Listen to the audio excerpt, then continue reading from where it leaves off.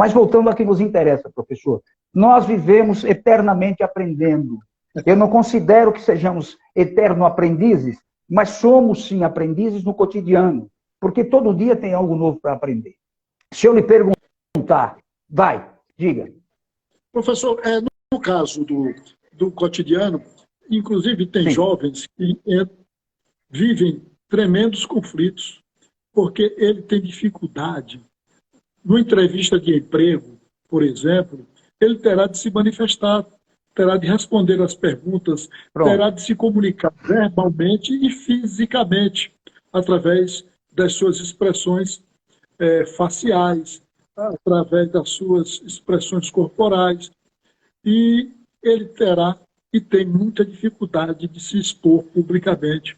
Veja, vai estar em jogo o futuro dele, a sobrevivência. E ele tem muita competência, muita capacidade. Mas no momento em que ele se senta à frente do entrevistador ou da entrevistadora, dá um branco em sua memória, ele fica com as pernas totalmente bambas, as mãos ficam trêmulas, suadas, a boca fica muito seca, dá um nó na garganta, o seu emocional fica totalmente abalado. E aí aquele jovem, aquele profissional, aquela pessoa que tem muito a dar àquela corporação, àquela empresa, àquela instituição, ele é descartado como se fosse alguém despreparado para exercer aquela atividade profissional por conta dessas posturas sintomáticas que ele demonstrou no momento da entrevista. Certo? Daí a importância de um preparo prévio, dele estar sendo acompanhado por um instrutor, por um profissional, para que ele possa realmente não só prestar um bom serviço àquela empresa sendo aprovado, mas também trabalhar sua autoestima, porque ele, com certeza, ele sairá dali com a estima lá embaixo, sairá com os ombros caídos, com os olhos fitos ao chão, na postura de um derrotado, por conta de uma orientação. Então, essa oratória, esta comunicação do cotidiano, ela é quem vai construir o grande oceano, né? Porque quem faz os rios são os riachos, e os rios fazem o oceano. E aí, aquele grande, aquele gigante, aquele grande profissional que está ali no púlpito, falando num seminário, numa palestra ou algo similar, ele tem uma trajetória, ele tem uma história, né? Ele não começou ali.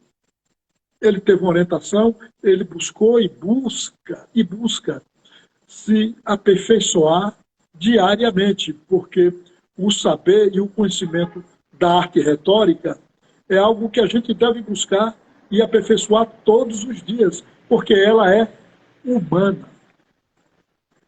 Verdade, professor. Agora, eu gostaria de fixar agora o nosso pensamento, a nossa conversa, nessa questão do rapaz, do jovem, até aquele que é um candidato um pouco mais velho para um novo emprego. E a pergunta que eu faço é essa. Entre dois, vamos imaginar aqui, dois estudantes de direito, ou dois recém-formados bacharéis em direito. Não vou nem falar que tenham feito a OAB, que já sejam advogados, mas dois bacharéis. Tem um que sabe se comunicar, ele gesticula, ele trabalha com um tom de voz, ele olha dentro dos olhos do outro e não sabe tanto. O outro tem um conhecimento muito maior, é muito mais dedicado, estudou muito mais, enfim, tem mais memória, é mais hábil a escrever, a redigir, mas é tímido. Normalmente não olha nos olhos, ele olha para baixo, ele quando levanta os olhos muito rapidamente, vem para baixo. Qual desses dois o senhor acredita, professor, que diante de um profissional que está à procura de um elemento para trabalhar, vai se dar melhor? Claro. Como diz popularmente, de cara, quem vai ser selecionado é aquele que sabe melhor se comunicar. Pronto. Este que tem todo o conhecimento, que domina toda a obra de Pontes de Miranda, de Tobias Barreto, né, de Clóvis Bevilacqua, dos grandes juristas, constitucionalistas, etc., ele tem tudo isso dentro da sua cabeça, do seu algoritmo bioquímico, os seus neurônios, o seu cérebro. Então, essa pessoa, com certeza, ela não vai ser selecionada. E a empresa vai perder um grande profissional. Com certeza, eu não tenho dúvida alguma. Este profissional, por exemplo, vou dar um outro exemplo, professor. Você pegue o professor Arroio, que é maestro em oratória, e um médico renomado em neuro, renomado, e leva para um interiorzinho, para Broacas. Você é apresentado numa assembleia perante todos os habitantes de Broacas como um neuro. Você não é neuro. Você não é médico, você não é neuro. E leva um outro neuro, esse é neuro de verdade, você é um neuro fake, e o outro é um neuro fake. de verdade. Aí coloca você, maestro, na arte retórica, na arte da comunicação, da expressão oral, e pega este neuro. Este neuro é competente. Ele é tão bom quanto Antônio Rosa Damasio, o nosso patrício português, que é diretor da Faculdade de Medicina em Harvard. Cientista. Ele, a esposa dele, Ana Rosa Damasio, tem vários livros, dentre eles que eu reputo como uma grande obra. E o cérebro fez o homem. Olha, doutor Guto acabou de entrar aí na live, viu, Arroio? Muito bem, que seja muitíssimo bem-vindo. Eu sou um admirador, um fã do Guto também. E eu tive a oportunidade de acompanhar um pouco a live dele depois, porque no dia que vocês fizeram a live eu não estava presente. Mas eu fico feliz que ele esteja por aqui, sempre nos ensinando muito, professor. Retornando, então, está Sim. O professor Arroio, que é um neuro. Um neuro fake. Essa daí você... O neuro fake, eu nunca tinha ouvido isso. Neuro fake é neuro verdadeiro. Olha, não é fake, ele é neuro. Estudou em Harvard, o cara é um talento. E está lá em Broacas, um pequeno município no Nordeste, do Sertão. Mas quem escolhe o médico é a comunidade. Vai escolher de acordo com a posição verbal, com a apresentação de cada um. Como ele vai se expressar, como ele vai vender o seu projeto para aquela comunidade. Certo? Então, este que se formou em Harvard é um grande neuro, mas não domina a palavra, a oratória, não é um bom comunicador. Né? Ele fugiu de todos os grandes centros, indo para Broacas, achando que lá ele iria abafar. Bom, lá eu me escondo, e ele nem olhava nem para os clientes, nos olhos do cliente, porque tinha medo, tão tímido que era. E aí está você e ele. Você se manifesta como se fosse um médico. Um médico. E deita falações com grandes esmeros. E este cientista, ele é muito acanhado em seu vernáculo. Ele treme, ele tergiversa, ele gagueja, fica mariscando palavras. Você acha, professor, que a comunidade, na hora de votar, de escolher, vai escolher quem? Vai escolher o maestro da palavra. Mesmo bem provável. Mesmo sem ser médico. Certo? Você lê algumas bulas, lê algumas coisas, treinou direitinho, algum negócio, chegou lá, no lugar de estar. Então, essa história aí, você quase está contando um capítulo dos teus livros, que eu sempre disse que você sempre é, ou lhe comparo, sem comparações, na verdade, mas eu sempre vejo que você é um Tobias Barreto da atualidade.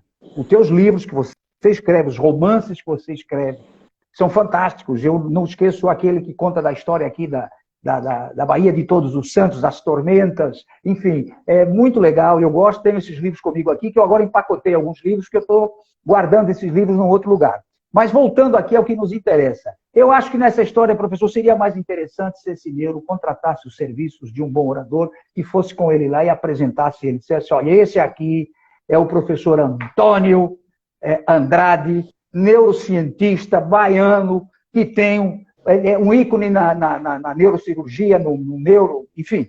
Ele realmente existe, é um camarada fantástico, tem livros também lançados, muito bom. Ele é irmão da Aruzzi, o cara é fera. E é professor ainda aos 75 anos, ministra aulas, trabalha o dia todo, não fica parado, é um cara que tem um cérebro funcionando constantemente. É o que ele diz, professor.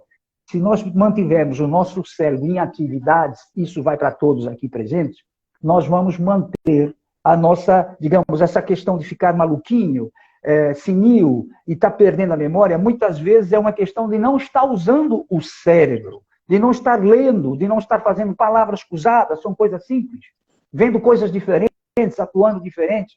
Enfim, por exemplo, uma caminhada, professor, em que a pessoa faz todos os dias o mesmo caminho. Se você perguntar, olha, você vai todo dia da sua casa ao teu trabalho, você caminha cerca de 10 minutos.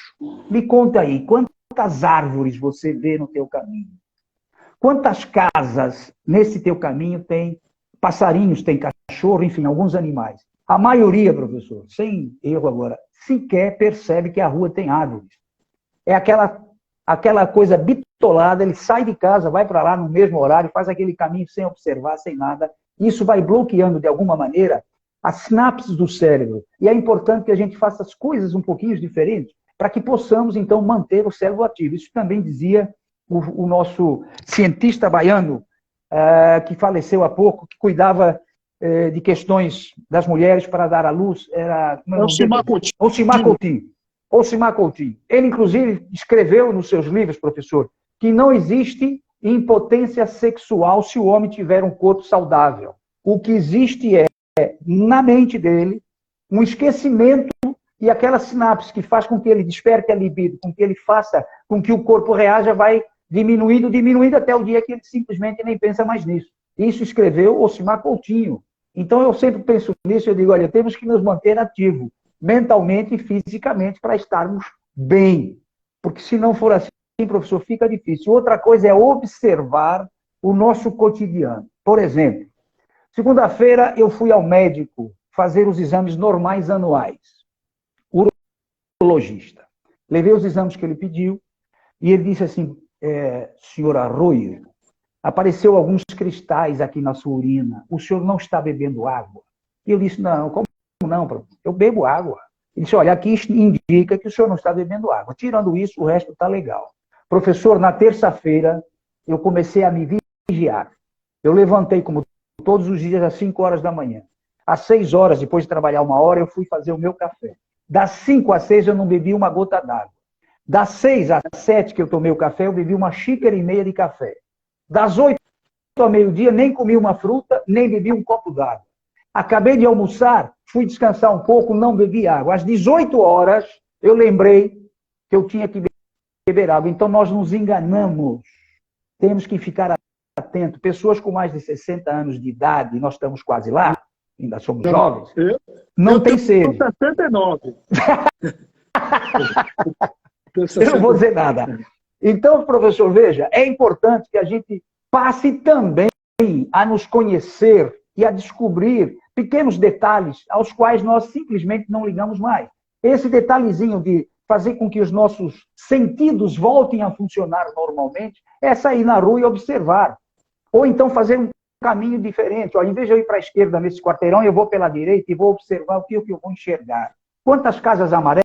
Parece brincadeira, professor, mas isso são orientações de neuros. Que faça com que o teu cérebro veja coisas diferentes. Você usa o teu relógio no braço esquerdo, no pulso esquerdo, passe a usar no direito, que é para fazer com que o cérebro comece a mudar os hábitos que nós temos. Porque, como você mesmo sabe, e já escreveu sobre isso, nós somos feitos de hábitos.